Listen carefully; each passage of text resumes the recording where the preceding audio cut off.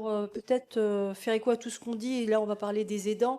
On a fait un film à Ose qui dure 24 minutes, mais là on va passer un court extrait. C'était pour parler de de la place de l'aidant, qui est très important, et la difficulté qu'on peut avoir dans notre parcours de vie.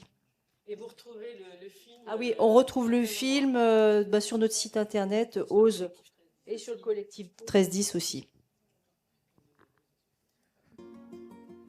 Il est souvent difficile de tout partager avec nos proches. Quand les mots deviennent trop lourds, on hésite, et alors des silences s'installent. Ce n'est pas par manque de courage, mais par instinct de protection.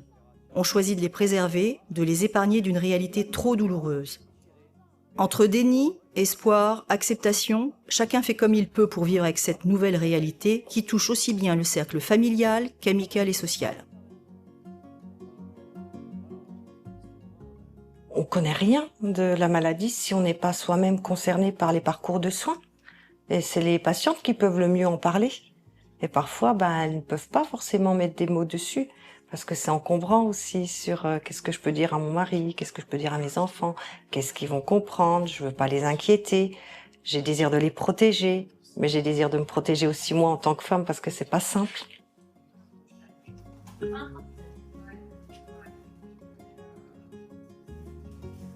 La peur, mais surtout, la peur de l'inconnu, de pas savoir exactement ce que c'était comme maladie, de pas savoir comment réagir face à ça, de pas savoir comment réagir et de pas savoir comment l'aider ou comment l'accompagner pour la rassurer ou la position que je devais avoir vis-à-vis d'elle. On est dans une sensation de solitude et on a l'impression que même si on est très bien entouré, finalement, avec toute la bienveillance possible, les personnes qui vivent pas la même chose ne peuvent pas comprendre. Et c'est pas de leur faute, mais c'est vraiment, il y a que quand on le vit qu'on sait.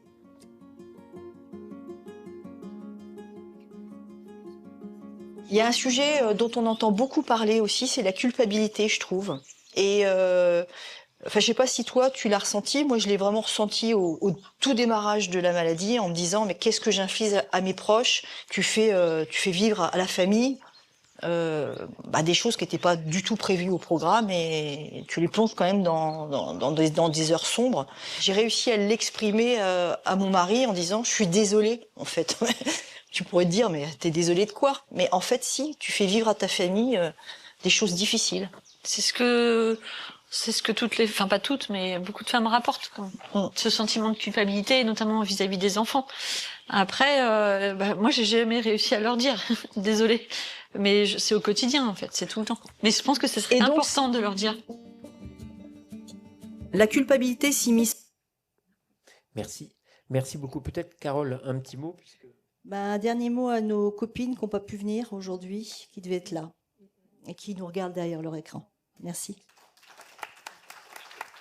Oui, on voulait faire juste vraiment ce petit focus sur la question des aidants, puisque c'est quand même un allié dans la prise en charge, qui est un allié très souvent méconnu.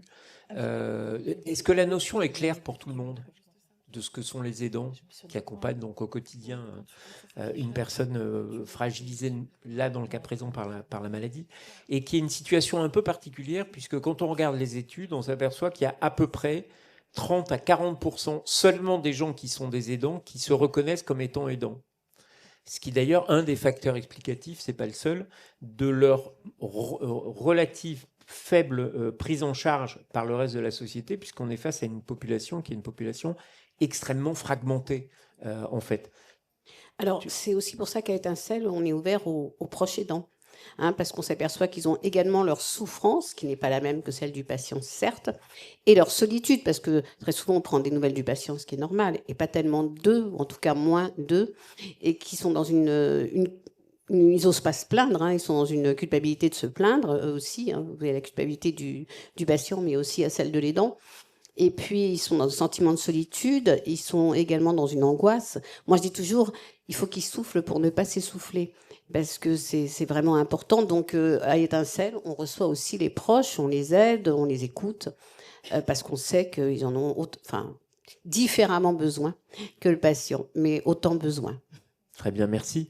Peut-être Laure, Parce que là, on va vous présenter très rapidement quelques initiatives. Il y a 2 initiatives plus une sur les proches, et sachant qu'il y a une myriade de choses qui sont mises en place. Flûte au secours. On a la sécurité qui s'y met. Donc oui, j'ai quelques slides que je vais passer très vite, mais c'est vrai que ça fait déjà pour tous les proches aidants qui nous écoutent, et sinon pour tous ceux que vous informerez après, ça fait quand même plusieurs années qu'on se dit il faut absolument qu'on fasse de la place aux proches aidants dans notre journée cancer du sein métastatique, et donc du coup cette année on va le faire un peu trop rapidement sûrement. Alors déjà la souris ne marche plus, c'est quoi ce truc? Voilà, ça y est, hop, voilà. Donc très rapidement, donc nous, Patients Réseau, on est une association digitale avec donc des réseaux sociaux privés, et donc historiquement, on a commencé avec Mon Réseau Cancer du Sein, puis d'autres, et on a toujours pu s'inscrire soit comme patient, soit comme proche, mais entre guillemets avec l'idée que les uns et les autres ne se parlent pas. C'est vraiment 2 bulles à part. Et en fait, l'année dernière, on a refait toute notre solution digitale pour avoir donc Mon Réseau Cancer, qui est un site et une application mobile. Et du coup, on s'est dit, on va repenser complètement ce qu'on faisait pour les proches aidants. Parce qu'en fait, ils étaient tous séparés, ceux du sein, ceux du poumon, ceux du côlon, ceux du machin. Et on s'est dit, ça n'a pas tellement de sens. En fait, ils sont tous proches aidants et il y a beaucoup de questions tout à fait transverses. Et du coup, ça sera aussi plus vivant et plus utile. Et donc, on a lancé récemment Mon Réseau Cancer Proche, et c'est ça que je voudrais vous présenter très rapidement. Donc, un réseau social qui est donc dédié pour les accompagner au quotidien, qui est accessible donc en ligne, soit par appli, soit par un site. Et je vais commencer par lire très rapidement ce témoignage de Cyril, qui est donc le mari d'une patiente cancer du sein métastatique, et qui dit, voilà, lors de l'annonce du premier cancer de ma femme en 2024, je ne m'étais pas tournée vers les différentes plateformes d'échange, mais lorsque ça rechute en mars 2025, j'ai ressenti le besoin d'écrire, de partager et d'échanger avec d'autres personnes confrontées à une situation similaire. Grâce au réseau, j'ai pu poser des mots sur mon ressenti, mes angoisses, et les partager avec des personnes que je ne connaissais ni d'Ève ni d'Adam, mais qui m'ont réconfortée, ont pris de mes nouvelles et étaient dans une démarche bienveillante. Le réseau m'a également été utile pour rechercher des informations grâce à de nombreux articles sur la prévention, les parcours de soins, les démarches administratives, les droits des patients. Et je trouve que c'est intéressant de se dire que, voilà, on ne le sait pas forcément en tant que patient, mais nos proches aussi ont plein de questions. Et puis, c'est pas tout à fait le sujet aujourd'hui. Je pense qu'on dédiera du temps pour ça. La maladie, elle peut évoluer. Elle évolue parfois jusqu'à la fin de la vie. Et c'est aussi dans ces temps de maladie très avancée, de soins palliatifs, que les proches peuvent se sentir hyper seuls. Et ils ont besoin à la fois des ressources et de savoir qui peut les aider. Et là, ils savent pas vers qui se tourner. Et c'est parfois difficile d'en parler entre soi quand on est patient concerné et proche concerné. Et donc, depuis quelques mois, on voit que ce réseau permet d'échanger là-dessus. Donc, dans la pratique, comment ça marche ? Je vais vous donner des exemples concrets pour que vous voyez un petit peu. Voilà, donc site ou appli. Et voilà, donc à l'intérieur, vous voyez, c'est un réseau social avec, on accueille les nouveaux, on peut poster, on navigue sous un pseudo, on retrouve des événements et plein de contenus d'information. Et puis, ce qui est assez spécifique, c'est qu'on va retrouver des groupes d'échange dédiés. Donc, typiquement, je peux discuter avec tout le monde, je peux retrouver, par exemple, d'autres maris ou d'autres filles de ma maman âgée, malade, etc. Mais je vais pouvoir aussi retrouver un groupe, justement, des personnes qui accompagnent quelqu'un qui a un cancer du sein. Et du coup, poser des questions sur tel ou tel traitement, ou c'est quoi les essais cliniques, etc., etc. Et donc il y a aussi la capacité d'aller aborder des sujets autour plutôt de la fin de vie et du deuil, ce qui est aussi une source d'angoisse importante pour les personnes. On a aussi des groupes transverses, comme je vous disais. Donc là, vous voyez, on peut se parler tous ensemble. Et vous voyez, le atelier bricot, tricot, pinceau, photo et tout ça. Voilà. Donc on parle de plein de choses différentes. Et ça aussi, ça participe à aider. Et il y a un groupe qui est très plébiscité pour les personnes qui sont en situation métastatique et les proches. C'est le groupe Essais cliniques, où là aussi, tous les mois, il y a des cafés, enfin des ateliers d'échange pour s'informer un petit peu sur cette recherche clinique. Voilà, on retrouve des replays de webconférences, des dossiers, des enquêtes. Donc, il y a en fait, on retrouve tout ce qui est sur du côté patient, on le retrouve du côté aidant, donc tout ce qui explique le cancer du sein, par exemple. Mais on va retrouver aussi des dossiers spécifiques sur le droit des aidants, être aidant, comment s'organiser. Et cette notion de, en fait, si vous voulez continuer à bien accompagner la personne, il faut que vous ayez du temps pour vous. Et ça, c'est toujours très difficile de le comprendre, en fait. Voilà, donc on a un programme aussi d'atelier avec Boussole, j'ai pas le temps, voilà. Et donc on lance, donc on a une équipe qui se met en place et on a cette semaine notre première rencontre en ligne, toujours un peu sur le principe des cafés méta dont Olivia parlait tout à l'heure. On va lancer des cafés en ligne entre proches, voilà. Merci. Alors on a quand même le temps de prendre une ou deux questions, si on a. Non, pas de questions ? Bon, très bien. Donc, deuxième type de proposition, enfin troisième, puisque Catherine, tu évoquais l'accueil qu'on pouvait faire des proches. Non, il me semble, juste avant de... Voilà. Excuse-moi, j'ai pas entendu il me semble que tout à l'heure, tu nous as évoqué le fait que les proches aussi pouvaient être pris en charge. Oui, bien sûr, Voilà. mais tout à fait. Ils peuvent. Alors évidemment, s'ils veulent se faire un soin socio-esthétique, on va privilégier l'étincelle. On n'appelle pas ça des patients chez nous, mais des étincelles. On va privilégier la personne malade, hein, c'est clair. Mais s'il y a de la place, pourquoi pas, bien sûr. Et surtout, alors tout ce qui est groupe, ça marche très bien. La danse adaptée, le yoga, enfin voilà, toutes les activités en groupe. Et puis moi, en tant que psychologue et en tant que psychosexologue, évidemment, la question ne se pose pas. Donc, soit seul, soit en couple. Très bien. Merci. Benoît aussi, je crois que du côté de Juris Santé, j'en suis même sûr. Tout à fait. Oui. Désolée, juste un petit truc. Donc, en présentiel, certes, mais en distanciel aussi. Moi, je reçois aussi par visio, si c'est plus confortable pour les patients, et puis pour moi aussi.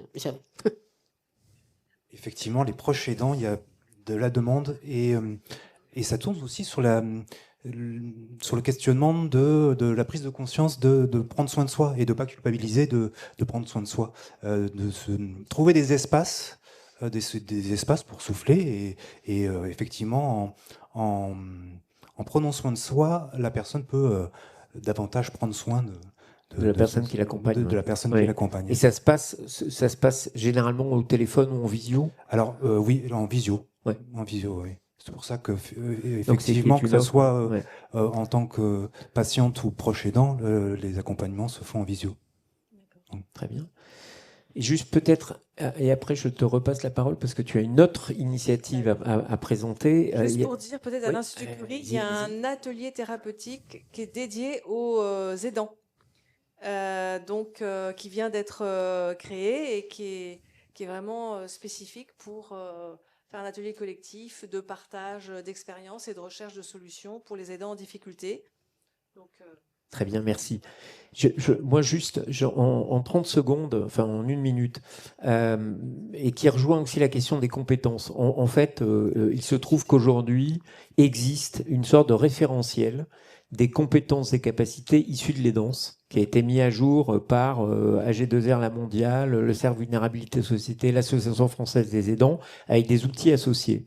Et que ce référentiel, qui est utile pour tout aidant qui souhaite se remettre dans une logique professionnelle ou s'y maintenir, en fait, aujourd'hui, on a lancé le parcours, un parcours qui s'appelle Aidante et compétent, et qui permet à tous les aidants qui veulent se questionner sur le sujet de pouvoir avoir accès à 4 modules extrêmement simples, très accessibles. L'ensemble doit faire 1 heure ou 1 heure et demie, et qui leur permet de se poser un certain nombre de questions par rapport aux compétences qu'ils auraient pu développer dans le cadre de l'accompagnement qu'ils ont de la personne. Voilà.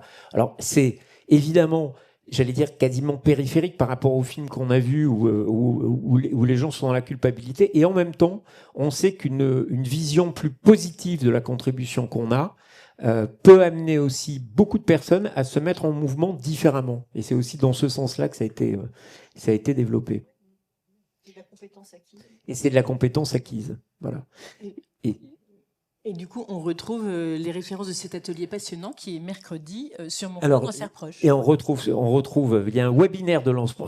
Oh là, c'est formidable. Il y a un webinaire de lancement qui présente ce parcours, et ensuite le parcours sera mis en ligne avec un lien ad hoc que je n'ai pas. Voilà, donc vous pouvez retrouver. C'est vrai que c'est assez intéressant. On avait travaillé sur cette question de, pour les patients de métastatique, finalement les compétences qu'on développe à vivre ces situations. Et donc c'est un peu une démarche du même type pour les aidants. Du coup, une autre expérimentation en fait qu'on a découverte. Alors, elle est vraiment évidente. Oui, je voulais juste dire aussi, c'est vrai qu'on n'est pas aidant. Enfin, on l'apprend de la même manière qu'on n'est pas malade, et on apprend aussi à être malade. Exactement. Rien n'est naturel. On doit tous apprendre finalement à faire face. En fait, on a découvert ce programme, donc un accompagnement proche aidant qui est proposé au Centre Léon Bérard à Lyon, par le témoignage en fait d'une patiente d'une proche d'un patient qui est soigné pour une maladie métastatique là-bas. Et qui nous a expliqué que ça lui avait vraiment été extrêmement précieux. Et ça nous a un peu interpellés. Donc, on voulait juste vous en parler parce que ce programme, il a de l'avenir, on va dire. L'idée, c'est d'avoir en fait une équipe dédiée d'information et de soutien et 2 consultations spécialement pensées pour les proches aidants. Donc, une consultation pour finalement écouter les besoins des personnes en tant que proches. Et voir comment les accompagner, donc typiquement souffler, etc. Mais aussi une consultation médicale de prévention des facteurs de risque, notamment du cancer, parce qu'on sait aussi que les personnes souvent s'épuisent et en fait s'oublient. Donc oublient d'aller voir le médecin, oublient de faire leur dépistage et parfois se retrouvent elles-mêmes en situation de santé en difficulté. Donc le principe repose sur ce trépied. Donc vous voyez avec finalement déjà de l'information. On a vu comme sur les soins de support, l'information c'est clé, une information claire, donc avec un mail dédié, un numéro dédié, un petit peu comme ce que Carole Bouloc précisait tout à l'heure pour l'activité physique, etc. Préciser où est-ce que je peux trouver l'information, c'est déjà énorme. Ensuite, donc cette idée d'avoir en fait ces 2 consultations, l'une qui est vraiment de réfléchir à cette nouvelle posture des dents qu'on n'a pas choisie, c'est exactement ce que tu décris, hein, ça nous tombe dessus aussi et pourtant ça peut nous envahir totalement. On a des personnes qui disent beaucoup être dans une charge mentale énorme parce qu'il faut travailler, il faut aider pour les courses, il faut accompagner pour certaines consultations ou traitements, on est très préoccupé, il y a beaucoup d'angoisse, il y a beaucoup de aussi l'idée d'être en fait on est dans l'impuissance souvent quand on est proche aidant et c'est très frustrant. Donc voilà, et donc ça peut attaquer, je dirais, la santé physique, psychique, et on peut avoir des besoins sociaux, professionnels aussi, typiquement. Voilà, donc ça permet d'orienter le mieux possible et d'épauler ces personnes. Et puis donc cette consultation plutôt sur la santé, la prévention des facteurs de risque, etc. Et visiblement, c'est très utile. Et donc, bien, d'après ce qu'on sait, ce programme, en fait, ce qui est bien, c'est que les équipes de soins, elles se parlent. Et donc, en fait, il a été un peu repéré. Et donc, normalement, l'idée, c'est de ce qu'on appelle les partages d'expertise ou de programmes qui sont mis en place dans les différents centres. Et visiblement, ça devrait pouvoir se décliner dans plus de centres. Donc, typiquement s'adapter bien sûr aux organisations. Mais on a trouvé que c'était vraiment très précieux comme démarche. Et voilà, c'était pour dire que ça existe.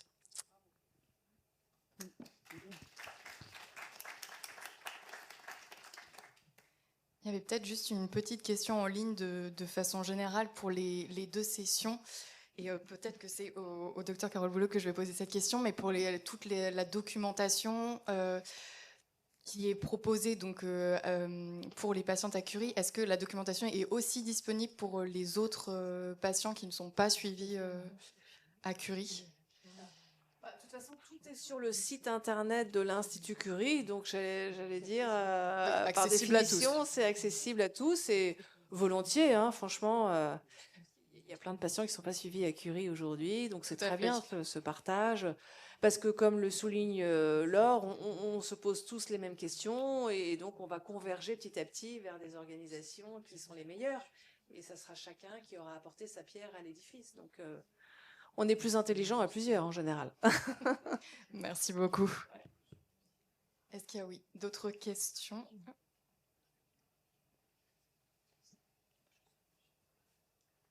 Si j'aurais encore une question, proche aidant. Parfois, je me trouve dans la situation que mes enfants, contre ma volonté, deviennent des proches aidants la journée, mon mari au travail, et c'est eux qui doivent prendre beaucoup de choses en charge, eux, que c'était pas prévu non plus. Et moi, personnellement, j'ai pas encore trouvé la ressource à donner à eux de se libérer, de parler en dehors de la famille, en dehors de leur cercle des amis, pour se libérer, pour avoir un endroit pour décharger toutes ces émotions. Et c'est là où je suis toujours en recherche dans l'Île-de-France, à Paris. Qu'est-ce que je peux faire, moi, pour aider mes enfants au lieu de ce qu'on essaie de le protéger, mais on n'arrive pas.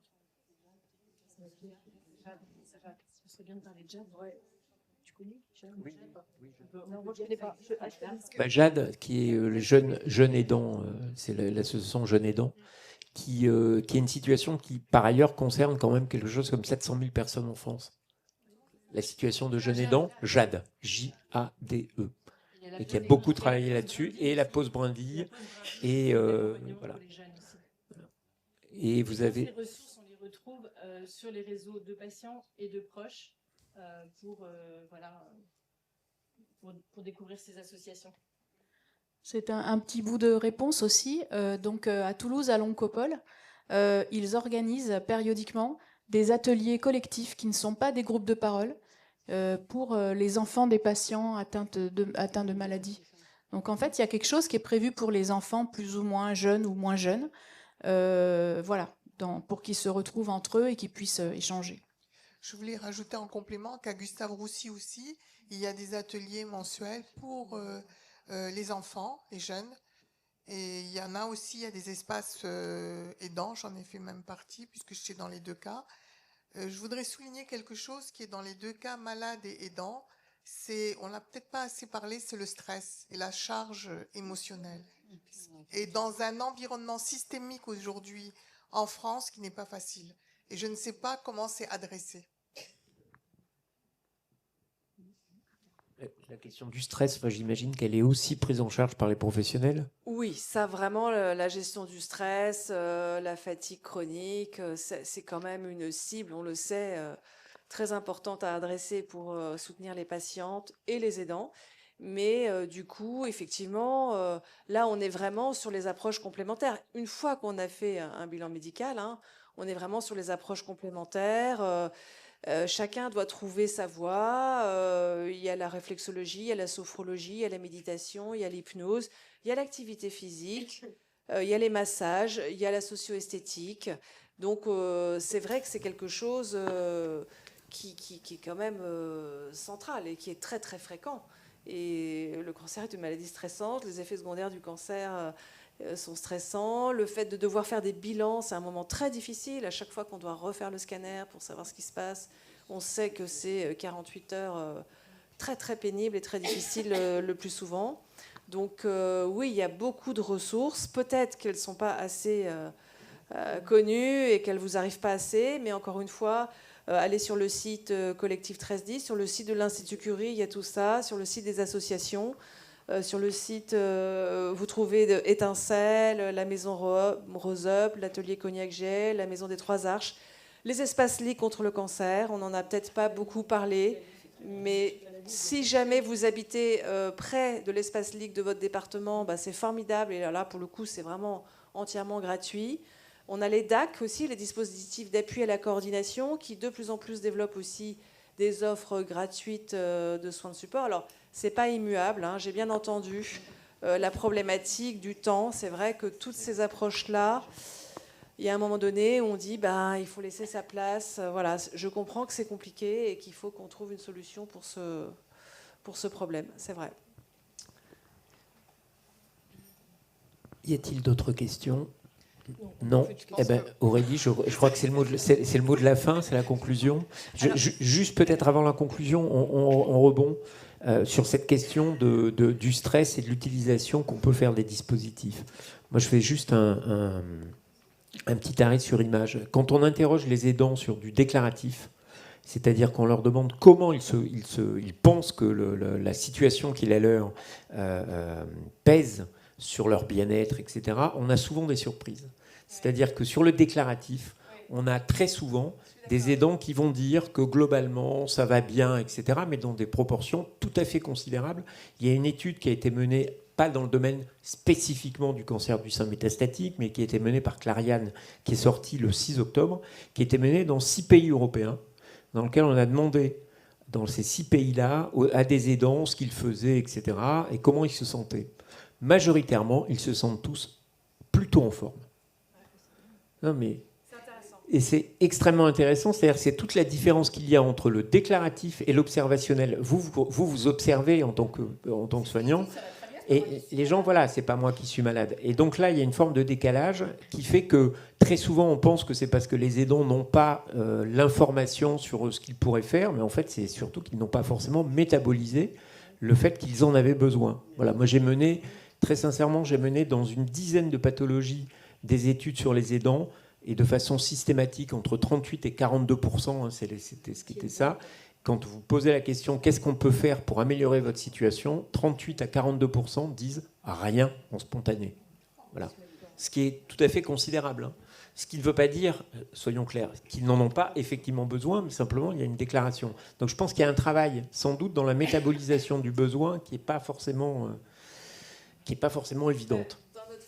Pour les soignants, il y a un atelier que pilote Silène, mais elle est partie, qui est de la plainte à la formulation du besoin. Parce que ça, c'est 50% du travail. Exactement. Voilà. Une fois qu'on a réussi à formuler le besoin, on a la voie. On a une avancer. voie. Ouais.